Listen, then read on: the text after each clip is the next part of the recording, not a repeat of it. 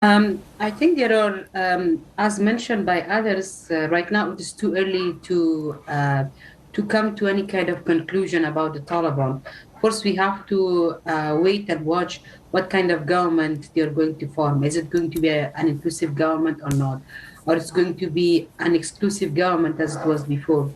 Do they allow people of same background ideologies to work with them, or they will be working with diverse Afghans that will reflect the diversity of the country? And then, most importantly, once they do that, it's also important that we wait and watch and see what are their policies about governance of the country, about working with others, about women's rights, human rights, and others, and most importantly, their collaboration with the international community. Afghanistan is a poor country and highly dependent on international assistance. So if Taliban are seeking to have support from the international community, of course, that comes with some sort of conditionality. It does not come free of charge. So we have to see how much they are able to comply with that. The only positive sign that I do see in this process that they're seeking to establish a good relation with India is that, first of all, seeking legitimacy. And I think India is one of the main players in the region that if they manage to establish a good relation with India, that will help them us with their legitimacy. And secondly, also to basically demonstrate in action their independence, that they're not too dependent on Pakistan, as many of us are thinking. So one of the ways could be that beside Pakistan, they also show that they're also working with India. And and then more than that, in terms of their collaboration, they know very well that if they have to focus on economic development of the country, if they will have to work on service delivery to the people, they have to continue some of the projects which were initiated by the previous government, which includes the export and trade relation with India and all other countries. But you make a very important point. I want to put that question to Gautam Mukhopadhaya, that if the Taliban were indeed beholden to the ISI and the Pakistani establishment in the way that many believe, then would they be making these kind of comments? Do you at all take these as at face value, or do you believe this is just an elaborate facade that the Taliban are putting up? Thank you, Rahul. I actually think that we should welcome such an overture, but at the same time, we cannot take it at face value.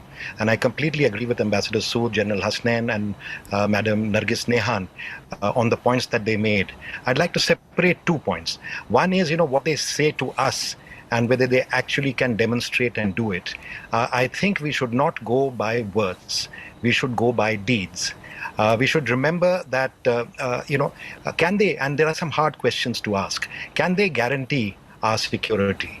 Can, with the presence of the Haqqani network, can they protect us from the Haqqani network, which has attacked the embassy in the past?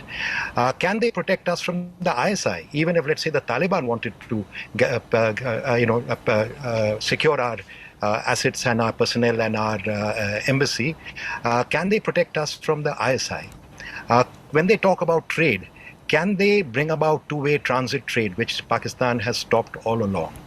Of course, I think we should respond to all people-to-people and trade initiatives, so that is possible. But the second very important point is we should not go only on the basis of our interests. Madam Nargis Nehan said that we have to see also what they do in terms of forming an inclusive government. If we work together with our old partners in making sure that the Taliban do what they promise, both with regard to India as well as to the Afghan people, we will forge a much stronger partnership and a much stronger position. So I feel we should trust, we should be attentive, but we should verify.